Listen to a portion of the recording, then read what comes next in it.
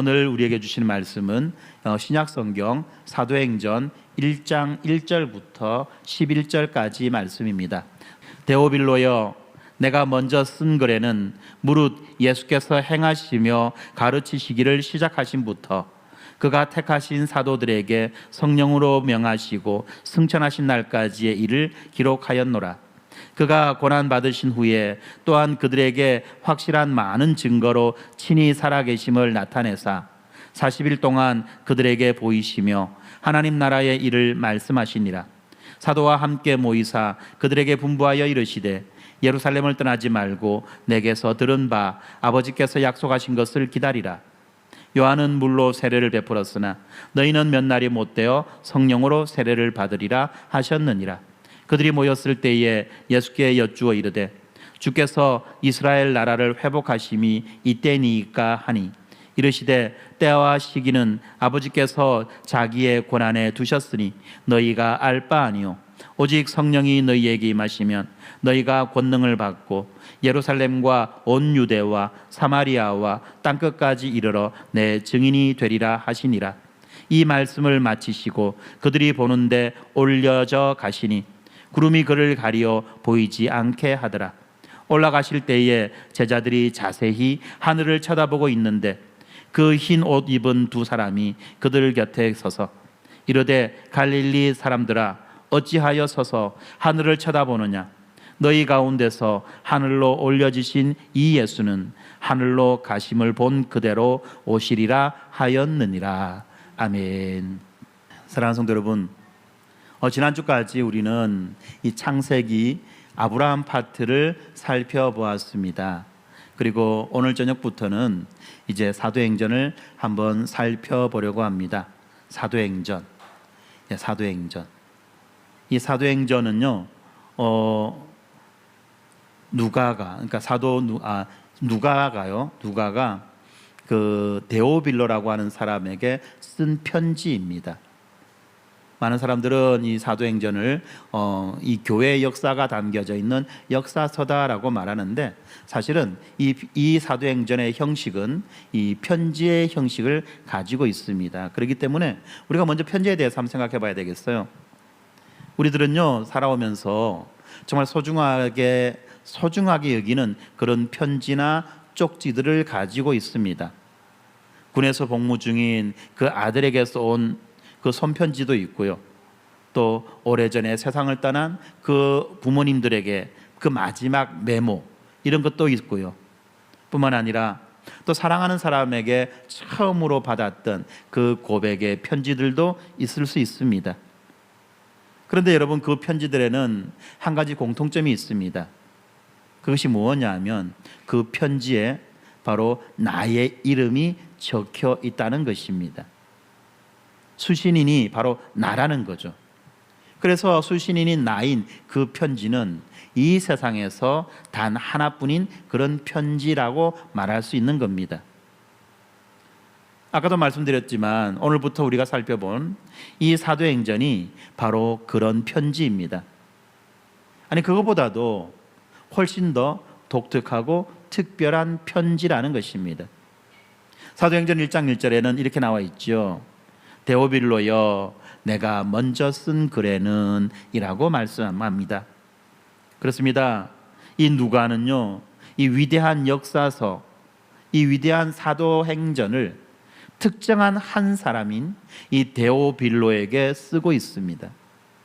데오빌로, 그는 과연 누구일까요? 헬라어로 이 데오빌로라고 하는 이 이름은요, 두 개의 단어의 합성어입니다. 먼저 데오스와 필로스의 합성을 하는 겁니다. 데오스는 뭡니까? 데오스는 여러분이 알고 있듯이 하나님이죠. 필로스는 뭡니까? 필로스는 친구 또는 사랑하는 자라는 뜻입니다. 다시 말하면 이 데오빌로라고 하는 이 말은 하나님을 사랑하는 자, 하나님의 사랑을 받는 자 또는 하나님의 친구라는 뜻입니다. 그러면 과연 이렇게 하나님을 사랑하고 하나님의 사랑을 받으며 하나님의 친구인 이 데오빌로는 역사적으로 어떤 인물입니까? 누가복음, 먼저 우리가 생각해야 되는 것은 이 사도행전보다 앞서 쓰여 있는 이 사도행전과 짝을 이루고 있는 그 복음서, 이 누가복음에, 여러분 누가복음 1장 3절에 이 데오빌로라는 사람의 이름이 나옵니다. 그런데 누가복음 1장 3절에서는 이 누가가 이 데오빌로를 데오빌로 각하에게라고 그렇게 말합니다. 데오빌로 각하. 예, 여러분 이 각하란 말 어디서 많이 들었고 또 어떻게 보면 참 낯선 그런 말이죠. 이 각하라는 이 말은 이 로마 제국에서 총독이나 또는 이 고위 관리에게만 붙이는 아주 공식적인 존칭입니다.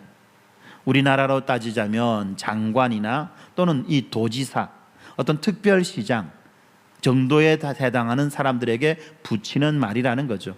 물론 우리나라에서도 역사적으로 보면 이 각하라는 말을 대통령에게 붙인 적도 있었습니다. 이렇게 아주 높은 사람에게 붙이는 말이 이 각하라는 말입니다. 그래서 학자들은 이 데오빌로라는 사람이 이 로마 사회의 아주 상류층 귀족이거나 또는 실제로 고위 공직을 맡고 있는 이방인이라고 그렇게 생각합니다. 또 어쩌면은 이 누가복음과 사도행전, 이 누가가 누가복음과 사도행전 이 두 권의 책을 쓰도록 뒤에서 이 재정적인 후원을 아끼지 않았던 그런 후원자의 이름인지도 모른다고 사람들은 말합니다. 그런데 오늘 우리가 보는 이 사도행전으로 넘어오면요, 이 각하라는 표현, 데오빌로 각하라고 할 때 이 각하라고 하는 표현이 없습니다. 그냥 데오빌로여라고 말합니다. 호칭의 변화가 있어요. 그런데 여러분, 이 호칭의 변화 속에 바로 이 사도행전의 핵심적인 주제가 담겨 있는 것입니다. 그것뿐만 아니라 오늘 저는 여러분들에게 한 가지 더 중요한 사실을 말씀드리고 싶습니다. 데오빌로, 이 데오빌로가 과연 2000년 전 이 로마의 한 고위 관리를 말할까요? 그 한 고위 관리를 가리키는 그 이름이겠냐 하는 것입니다. 저는 그렇게 생각하지 않습니다. 누가가 이 책을 기록했을 때 누가는 이 데오빌로 한 사람만을 위해서 이 글을 쓴 것이 아닙니다. 1세기의 모든 이방인 신자들, 그리고 이 책을 훗날 읽게 될 모든 독자들을 마음에 두고 이 사도행전을 썼던 것입니다. 이 신약성경에서 사도행전은 여러분들이 알고 있듯이 이 복음서와 그리고 서신서를 이어주는 다리의 역할을 하는 것입니다. 이 복음서가 어떻게 서신서와 이어지는지라고 하는 그 모든 이야기들을 보여주는 그 역할을 하는 것이 바로 사도행전이라는 것입니다. 그래서 이 누가복음은 이 예수의 십자가와 부활로 구원을 성취한 이야기라고 한다면, 이어지는 사도행전은 그 예수의 그 구원이 어떻게 온 세계로 확장되어 가는지를, 어떻게 온 세계로 퍼져 나가는지를 보여주는 그런 이야기라는 것입니다. 그리고 그 이야기는 로마에서 멈추지 않고 오늘 이 자리까지 이어져 오고 있는 것입니다. 오늘 이 고단한 하루를 보내고 이 수요일 저녁 예배를 찾아오신 여러분, 그리고 신앙의 여러 가지 문제들을 안고 씨름하고 계신 여러분, 그리고 삶이 너무 무겁고 힘들어서 하나님 앞으로 나온 여러분, 바로 여러분들이 이 편지의 수신자라는 사실을 기억하시면 좋겠습니다. 그리고 오늘 우리는 이 편지의 첫 장을 함께 읽어서 이 첫 장의 처음 11절이 우리에게 전해주는 이 메시지를 살펴보도록 하겠습니다. 먼저 우리가 이 편지를 살펴보기 전에 한국 사회만큼 이 호칭에 민감한 문화가 또 있는지 모르겠습니다. 우리는 누군가를 만나면 자연스럽게 나이를 묻습니다. 그리고 직함을 묻습니다. 그리고 고향을 묻고요, 어떤 학교 출신인지를 묻습니다. 그리고 그런 정보들을 토대로 서로의 위치를 정합니다. 사장님, 부장님, 선생님 또는 선배님 등등등, 이런 호칭으로서 서로의 관계를 설정하는 거죠. 그리고 우리는 이 수많은 호칭의 그물망 속에서 서로를 규정하고 서로의 위치를 설정하고 그렇게 살아갑니다. 이렇게 예의를 중시하는 이 문화는요, 어떻게 보면 정말 아름다운 전통이다, 그렇게 말할 수 있습니다. 그런데 여러분, 이런 호칭들이 사람의 가치를 매기는, 그 사람의 가치를 규정하는 그런 잣대가 될 때, 그때 문제가 터져 나오죠. 호칭이 사라지면 어떻습니까? 호칭이 사라지면 나도 사라지는 것과 같은 그런 공허함이 있습니다. 내가 인정받지 못하고 내가 존중받지 못하는 것 같은 그런 느낌이 든다는 겁니다. 직함이 없어지면 아무것도 아닌 것 같은 그런 두려움이 밀려옵니다. 그리고 그런 두려움 속에서 우리는 끊임없이 자신의 가치를 드러내려고 그렇게 애를 씁니다. 그러니까 어떤 일이 있습니까? 교회도요, 이런 일이 많아요. 교회에서도 어떤 새신자가 처음으로 교회 올 때 그냥 누구누구 형제님, 어떤 자매님이라고 부르면 참 기분 나빠합니다. 나 집사인데요, 나 권사인데요. 예, 이렇게 자기의 그 직분을 불러달라는 겁니다. 그렇게 할 때 자기의 존재 가치가 드러난다고 생각합니다. 그런데 여러분 아십니까? 이 1세기 로마 제국은 지금보다도 훨씬 더 엄격한 그런 신분 사회였습니다. 위로부터는 황제, 그리고 맨 아래층의 노예에 이르기까지 철저한 위계 질서가 설정되어 있습니다. 그리고 그 계층 사이에는 법이 세운 벽이 있고, 관습이 세운 벽이 있고, 언어가 세운 벽이 아주 층층이 놓여져 있었던 것입니다. 그리고 그 가운데 이렇게 각하라고 불리는 이런 호칭은 그 벽을 아주 가시적으로 드러내 보여주는 그런 단어입니다. 처음에 누가는 아마도 이 데오빌로와는 그런 상하관계, 그런 갑을 관계에 있었던 것 같습니다. 의사로서 또는 이 사역과 지피를 후원받는 자로서 이렇게 데오빌로와는 어떻게 보면 이 상하관계 또는 갑을 관계로 엮여져 있었던 것 같습니다. 그래서 그 관계 속에서 이 누가는 이 데오빌로를 각하라고 불러야 했습니다. 그것이 바로 그 사회의 당연한 질서였기 때문에 그런 것입니다. 그런데 누가복음에서 이 데오빌로 각하라고 불렸던 이 데오빌로가 사도행전으로 오면요, 그냥 아무런 호칭 없이 데오빌로여라고 불립니다. 각하라는 말이 사라졌어요. 왜 그렇습니까? 어떤 사람은 이렇게 우스갯소리처럼 말합니다. 아마 데오빌로가 실각했는가 보다, 자기 자리에서부터 쫓겨났는가 보다, 그래서 더 이상 각하라고 불릴 수 없게 됐는지도 모르나 보다, 모르겠다라고 말합니다. 아마 그런 건 아닌 것 같아요. 뿐만 아니라 누가가 실수로 이 각하라는 말을 빠뜨렸지는 않았을까라고 말하는 사람도 있습니다. 그런데 여러분 아시죠? 누가가 누굽니까? 누가는요, 정말 세심한 역사가입니다. 그리고 또한 의사입니다. 이렇게 세심한 역사가이자 의사였던 이 누가가 이토록 중요한 호칭을 그냥 실수로 빠뜨렸을 그런 가능성은 극히 희박하다는 겁니다. 그러면 이것은 무엇입니까? 바로 이것은 어떤 사실을 알려주기 위한 의도적인 변화라는 것입니다. 우리가 유추해 볼 수 있는 것은 이런 거죠. 데오빌로가 복음을 받아들였고, 그렇죠, 누가복음을 읽고 난 다음에 데오빌로가 복음을 받아들였고, 이제 그 복음 안에서 두 사람의 관계가 달라졌다는 것입니다. 처음에는 이 로마 제국의 고위 관료와 그리고 그 아래에 있었던 의사 누가가 이제는 그리스도 안에서, 로마 제국의 시스템이 아니라 이 그리스도 안에서 동등한 형제가 되었다는 사실을 우리들에게 알려주는 것입니다. 바로 이것이 복음의 능력입니다. 복음은 인간이 세운 모든 벽을 허물어 버리는 것입니다.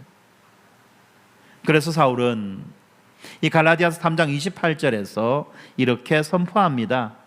유대인이나 헬라인이나 종이나 자유인이나 남자나 여자나 다 그리스도 예수 안에서 하나이니라. 다 그리스도 예수 안에서 하나이니라. 인종의 벽, 계층의 벽, 성별의 벽, 이 모든 것이 그리스도 안에서 허물어졌다는 말입니다. 그래서 우리는 더 이상 이 세상의 호칭으로 정의되는 그런 존재가 아니라는 사실을 여러분 기억하십시오. 우리는 그리스도의 것입니다.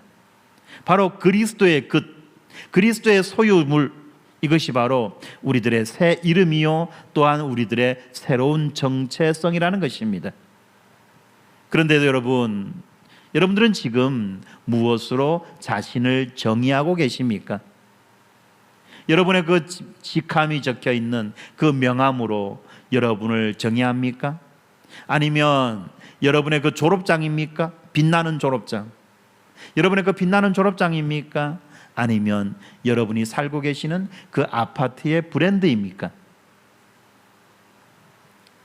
이 시대를 살아가는 많은 사람들이 지독한 피로감 속에서 살고 있습니다.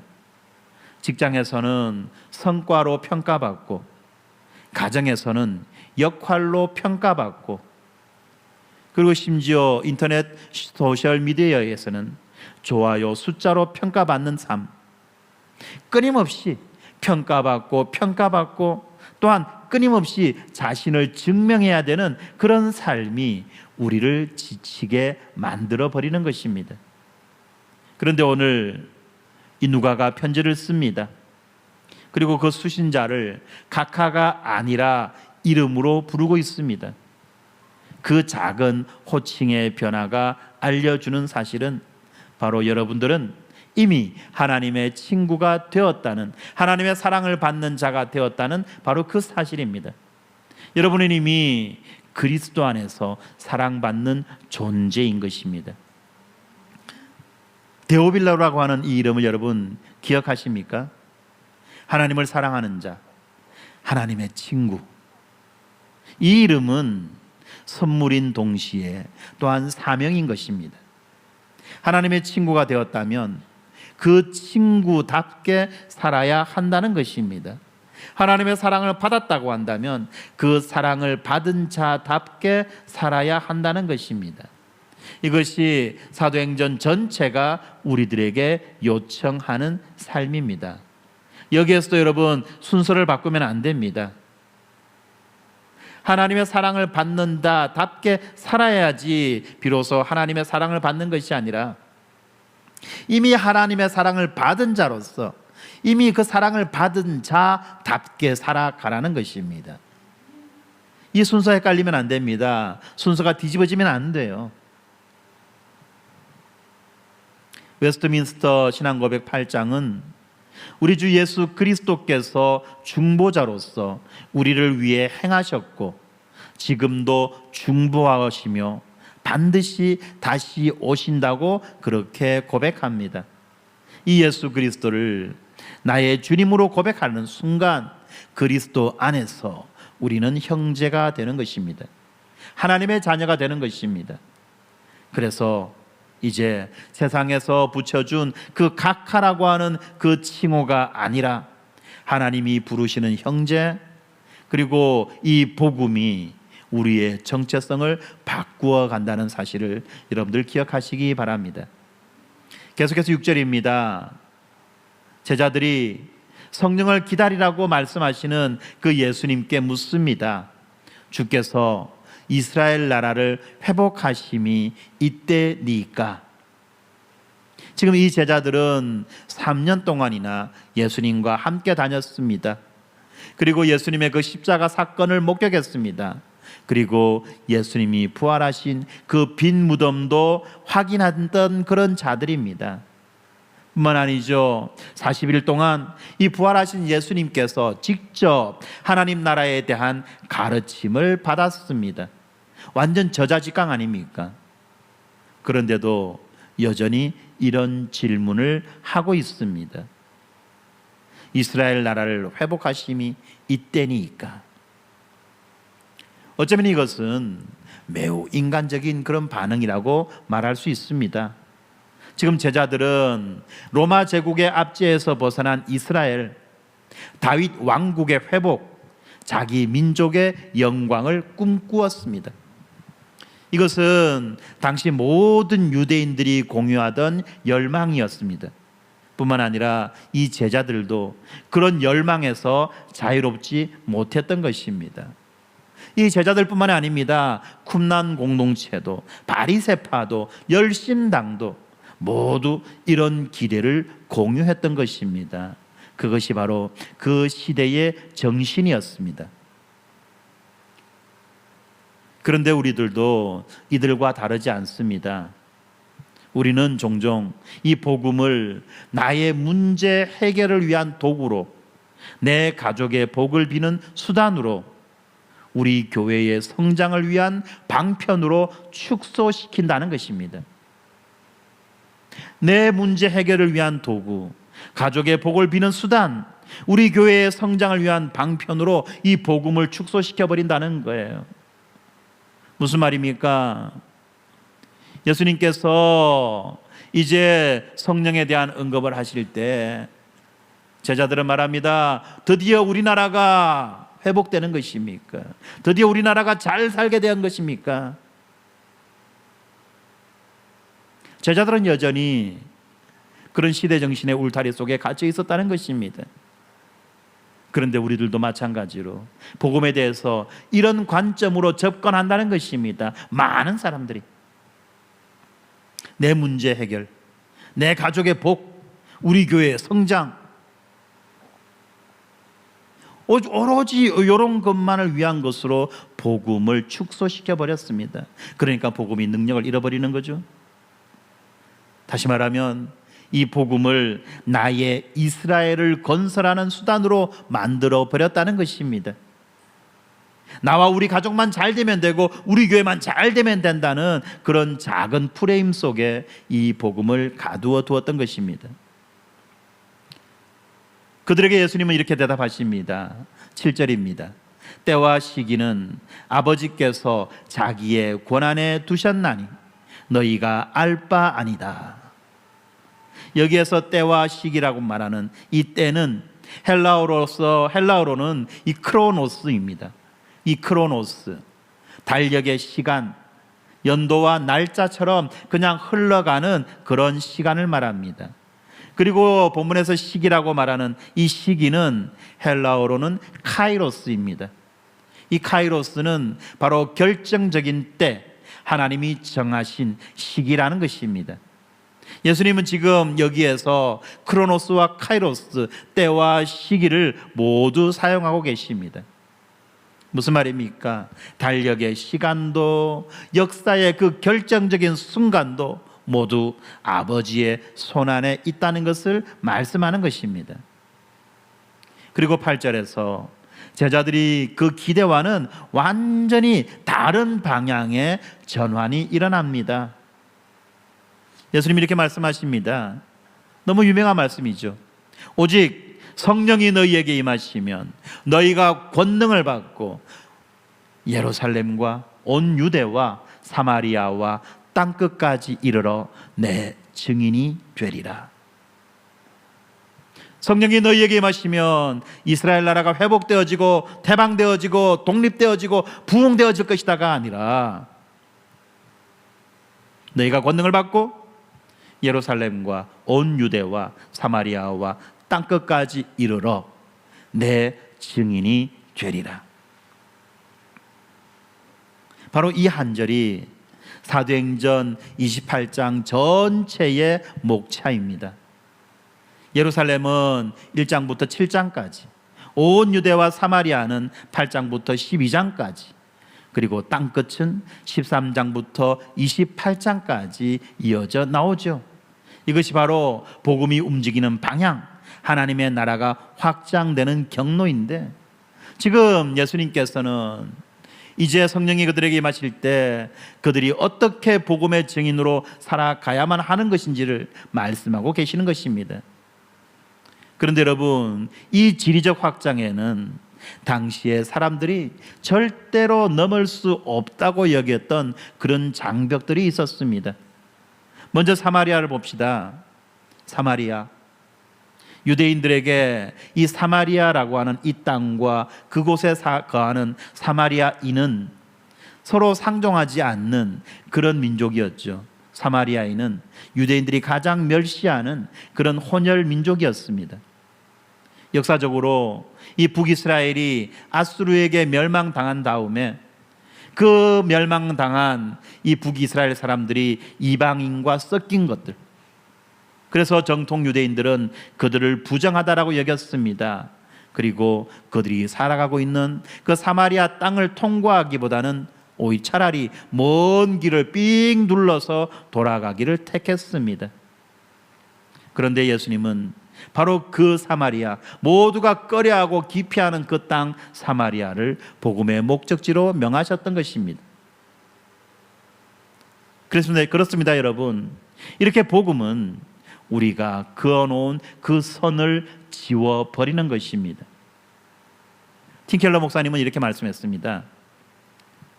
복음이 온전히 이해될 때 그것은 반드시 경계를 넘어간다. 왜냐하면 이 그리스도의 십자가는 가장 근원적인 경계, 하나님과 인간 사이의 경계를 이미 허물었기 때문이다. 그렇지 않습니까? 이 복음은 하나님과 인간 사이의 경계를 허물어 버렸습니다. 하나님과 인간 사이의 경계, 이미 원수되었던, 이미 죄로 인하여 반역했고 거역했고 모욕하고 조롱했던, 그리하여 죽어 마땅한 원수되었던 이 경계를 허물어 버렸다는 것입니다. 이것이 바로 복음의 속성이라는 거예요. 이 복음이 세상으로 나아갈 때, 흘러갈 때 모든 경계가 사라져 가는 것입니다. 그런데 여러분, 우리에게 사마리아는 어디입니까? 우리 사회에도 보이지 않는 수많은 선들이 있습니다. 수도권과 지방의 선이 있습니다. 우리나라 전라도와 경상도에 선이 있습니다. 정규직과 비정규직의 선이 있습니다. 내국인과 이주 노동자의 선이 있고요, 건강한 자와 장애를 가진 자의 선이 있습니다. 우리는 수없이 많은 선들을 그어놓고 적과 아군을 구분하고 있죠. 복음을 믿는다라고 하면서도 우리는 우리가 머무는 그 선 안에서만 이 복음을 유통시키려고 합니다. 나와 비슷한 사람들, 나와 같은 계층, 나와 같은 배경을 가진 그런 사람들에게만 복음이 닿기를 바랍니다.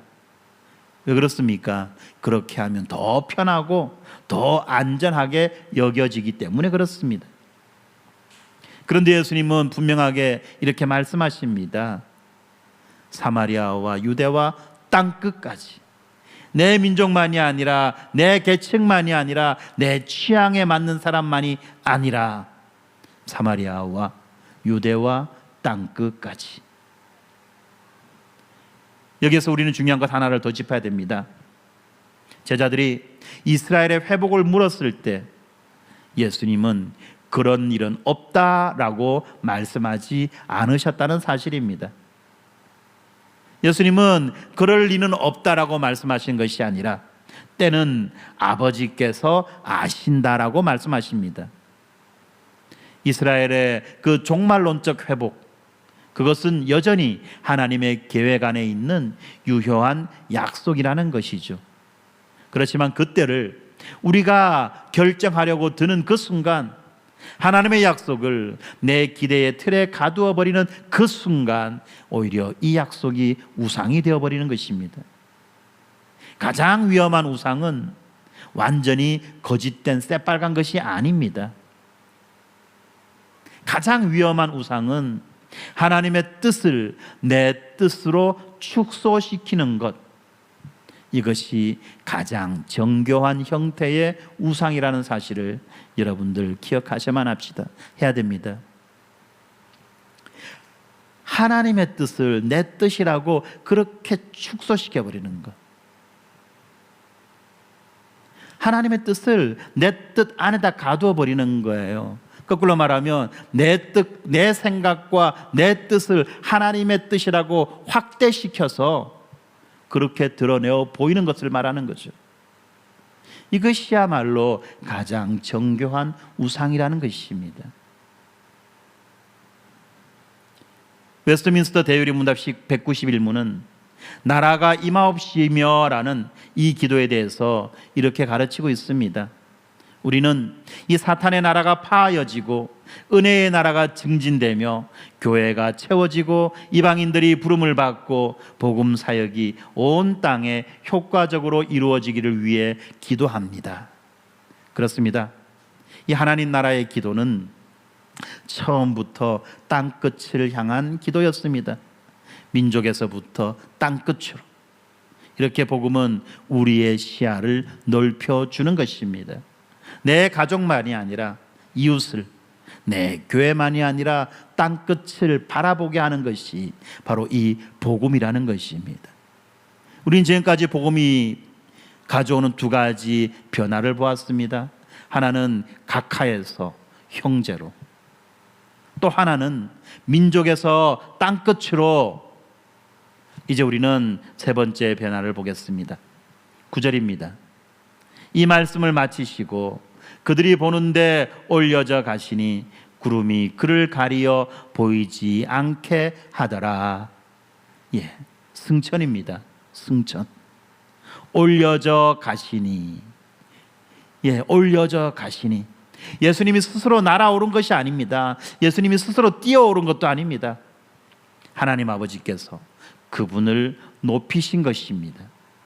빌립보서 2장 9절에서 바울이 고백합니다. 하나님이 그를 지극히 높여. 이것은 어떤 능력의 과시가 아닙니다.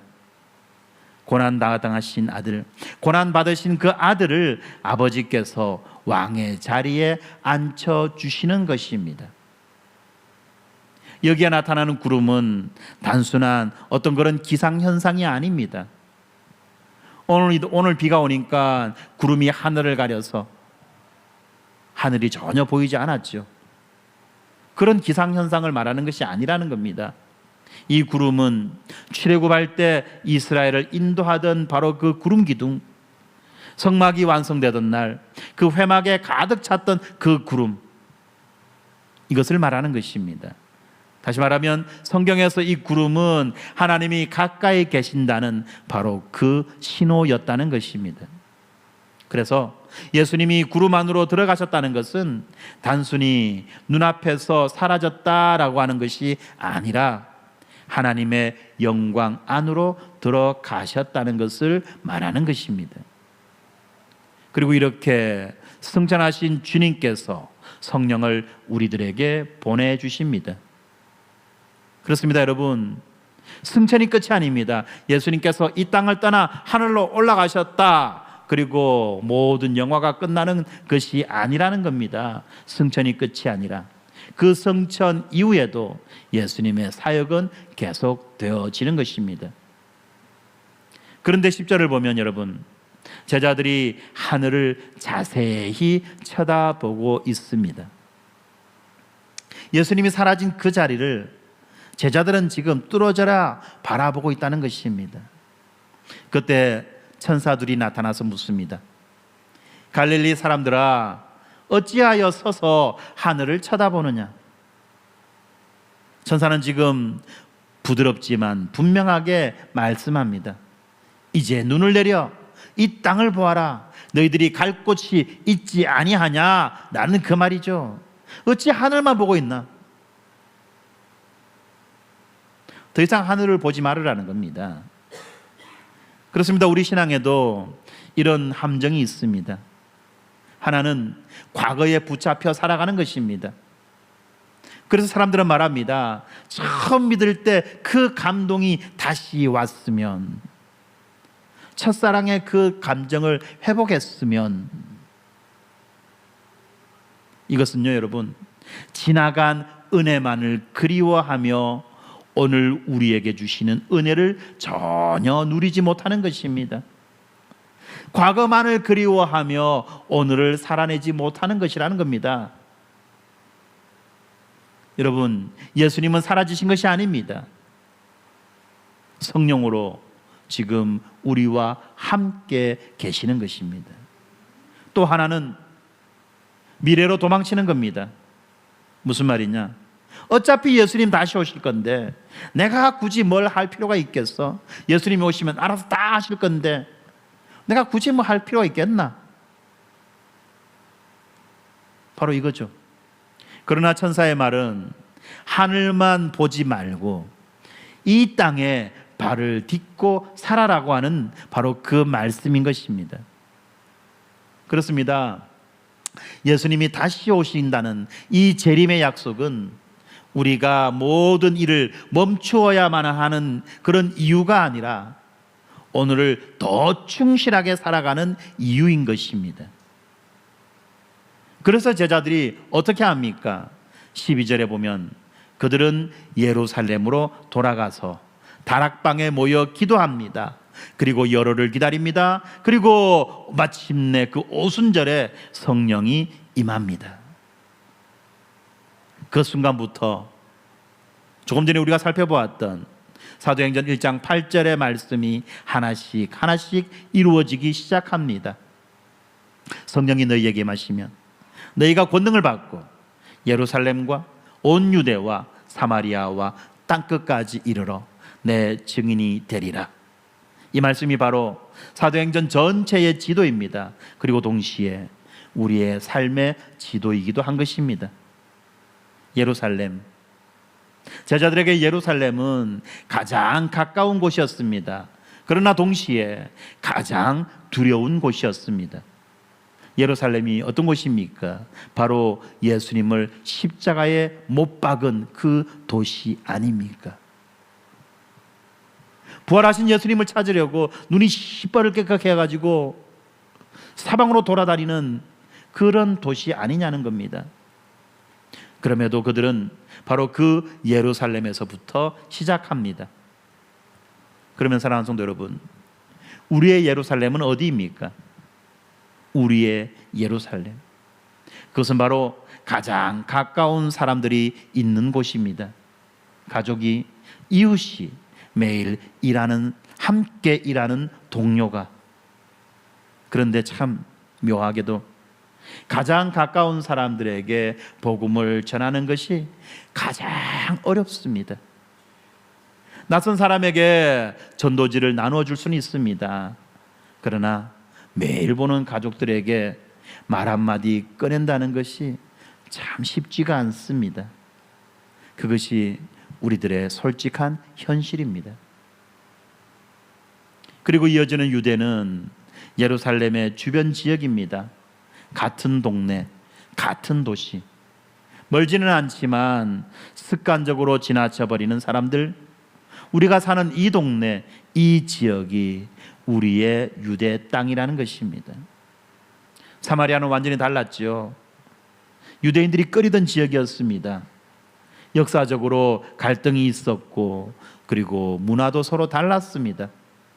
그런데도 예수님은 이 사마리아를 목적지에 포함시켰습니다. 마찬가지로 우리들에게 불편한 사람들이 있습니다. 나와 생각이 다른 사람, 살아온 배경이 전혀 다른 사람. 그런데 여러분, 복음은 바로 그 불편함을 넘어서게 하는 것입니다. 그리고 땅끝, 이 땅끝은 거창한 어떤 해외 선교만을 말하는 것이 아닙니다. 지금 나의 예루살렘을 충실하게 살아가는 사람이 하나님의 이끄심을 따라 더 넓은 곳까지 나아갑니다. 물이 안에서부터 밖으로 퍼질러 넘치듯이. 이것이 어떻게 가능합니까? 우리가 용감해서 그게 가능하겠습니까? 아니면 우리가 말을 잘해서 그것이 가능하겠습니까? 8절은 분명하게 우리에게 이렇게 말합니다. 성령이 임하시면 권능을 받고 증인이 된다고 그렇게 말씀합니다. 성령이 임하시면 권능을 받고 증인이 됩니다. 우리의 결심이 먼저가 아닙니다. 성령이 먼저 오셔야만 하는 것입니다. 이 권능이라고 말하는 것, 이 권능, 헬라어로 디나민, 이것은 영어 다이너마이트의 어원이 된다는 것, 여러분들 알고 계시죠? 이 인간의 훈련이나 인간의 노력으로 권능을 얻는 것이 아닙니다. 성령이 함께 계실 때 자연스럽게 흘러나오는 힘이라는 것입니다. 그렇기 때문에 성령 없이 증인이 되려고 하는 것은 연료 없이 엔진을 돌리려고 하는 것과 마찬가지라는 것입니다. 그러면 증인은 무엇입니까? 이 증인이라고 하는 것은 원래는 법정에서 자기가 직접 본 것을 말하는 바로 그 사람을 말합니다. 그런데 초기 기독교 역사에서 이 증인이라는 이 말은 점차 목숨으로 진리를 증언하는 순교자를 뜻하게 되었습니다. 왜 그렇습니까? 증인, 내가 내 두 눈으로 부활하신 예수님을 보았고 그 예수님께서 하시는 말씀을 들었다 라고 법정에서 증언하는 것이 증인인데, 바로 이 증언 때문에 수많은 사람들이 목숨을 잃었다는 것입니다. 그래서 이 증인이라는 이 말이 나중에는 순교자라는 말로 사용된 것입니다. 이렇게 증인이 된다는 것은 말을 잘하는 사람이 되는 것이 아닙니다. 바로 내가 만난 예수님을 삶으로 보여주는 사람들입니다. 말보다는 먼저 삶으로, 주장보다는 먼저 존재로 예수님을 드러내는 그런 사람, 바로 그런 사람이 증인인 것입니다. 예수님이 나의 죄를 지시고 십자가에 달리셨고 사흘 만에 살아나셨습니다. 그리고 그 예수님의 용서와 은혜를 나는 받았습니다. 여러분, 만약에 이것이 진짜라면 이것은 반드시 우리의 삶에서 드러나게 되어 있다는 것입니다. 바로 그것이 증언이라는 거예요. 이렇게 복음은 우리들을 이 구경꾼에서 증인으로 바꾸어 가는 겁니다. 복음은 우리를 구경꾼의 자리에서 일으켜 세워 증인의 삶을 살아가게 하는 것입니다. 말씀을 마치겠습니다. 사랑하는 데오빌로 여러분, 오늘 저는 여러분들을 이렇게 부르고 싶습니다. 각하가 아닙니다. 데오빌로 각하가 아니라 데오빌로, 하나님을 사랑하는 자, 하나님의 친구, 바로 이 이름이 우리들의 이름입니다. 그렇기 때문에 이 사도행전은 2000년 전 한 로마 관리에게만 보낸 편지가 아니라는 거죠. 이 편지는 지금 이 자리에 계신 여러분들에게 보내는 편지입니다. 오늘 하루가 너무 무거웠던 여러분들에게, 신앙의 여러 가지 의심을 가지고 이 자리에 앉아 계신 여러분들에게, 그리고 오래전에 식어버린 열정을 다시 되찾고 싶은 여러분들에게 이 편지의 수신자는 바로 여러분들이라는 것입니다. 오늘 우리가 보는 이 짧은 11절 속에 세 가지 확신이 있습니다. 먼저 과거에 행하신 것입니다. 먼저 과거에 행하신 것에 대한 확신입니다. 예수님은 행하시고 가르치셨습니다. 부활하심을 확실한 많은 증거로 나타내셨습니다. 누가가 쓴 헬라어 단어, 이 증거라고 하는 것은 이 법정 단어입니다. 반박할 수 없는 물적 증거라는 말입니다. 누가는 이 부활이 누군가의 어떤 신비한 감동적 체험이 아니라 역사 속에서 실제로 일어났던 사건이라는 것을 말하고 있는 것입니다. 그렇습니다. 우리들의 믿음은 허공 위에 떠 있는 믿음이 아닙니다. 바로 역사 위에 서 있는 믿음이라는 것입니다. 그리고 그 예수님은 지금 우리를 위하여 중보하십니다. 성천하신 그리스도는 어디론가 뿅하고 사라지신 것이 아닙니다. 히브리서 7장 25절이 이렇게 말하지요. 그는 항상 살아서 그들을 위하여 간구하심이라. 지금 이 순간에도 예수님은 하나님 우편에서 우리를 위해 아버지께 나아가고 계신 것입니다. 오늘 우리가 얼마나 지쳐있던, 오늘 우리가 얼마나 실패했던 그것은 아무 상관이 없습니다. 왜요?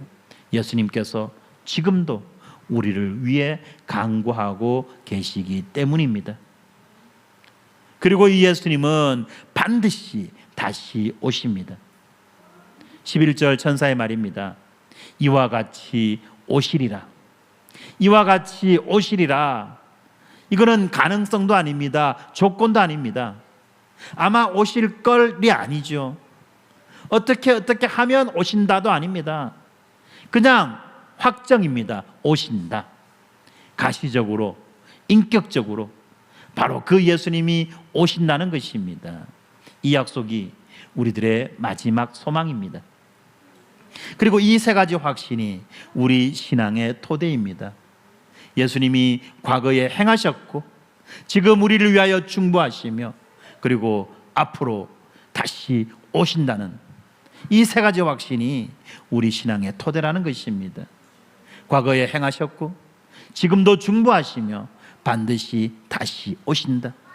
그리고 이 토대 위에 우리의 삶을 세웁니다. 청교도 신학자 존 오웬이라는 사람이 있습니다. 그는 그의 책 이 성령론에서 이렇게 말합니다. 그리스도의 승천은 그분의 육체적 부재가 아니라 우리의 대제사장이 지성소에 들어가신 사건이요, 우리를 위해 중보하시는 대변자가 하나님 우편에 앉으신 사건이다. 성령의 오심은 그 천상적 중보의 지상적 증거요 보증이다.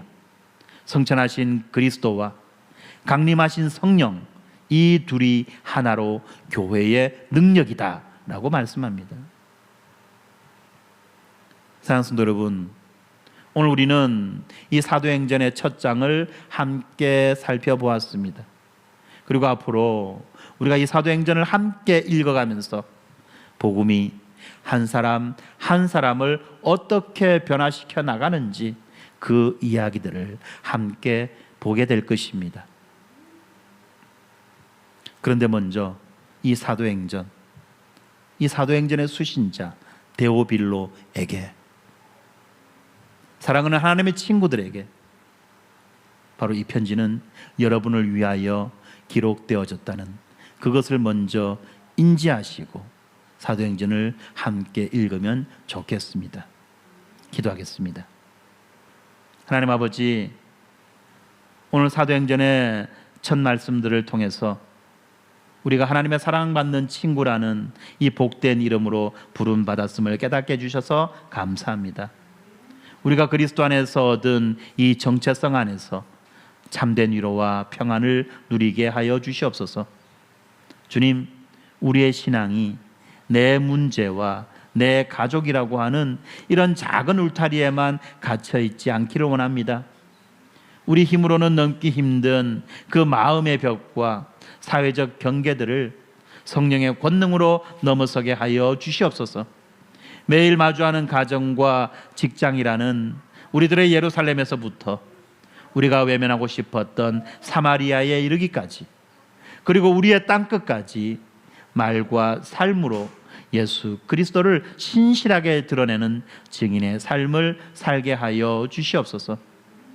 과거의 역사 속에서 구원을 완성하셨고 지금도 하늘 보좌 우편에서 우리를 위해 친히 중보하시며 반드시 영광 중에 다시 오실 예수 그리스도를 바라봅니다. 오늘 하루의 삶이 아무리 무겁고 지칠지라도 이 확실한 소망의 토대 위에 서서 오늘 우리에게 맡겨진 이 땅의 삶을 충실히 살아내도록 주여 우리들을 붙잡아 주시옵소서. 우리와 늘 함께 하시는 예수 그리스도의 이름으로 기도합니다. 아멘.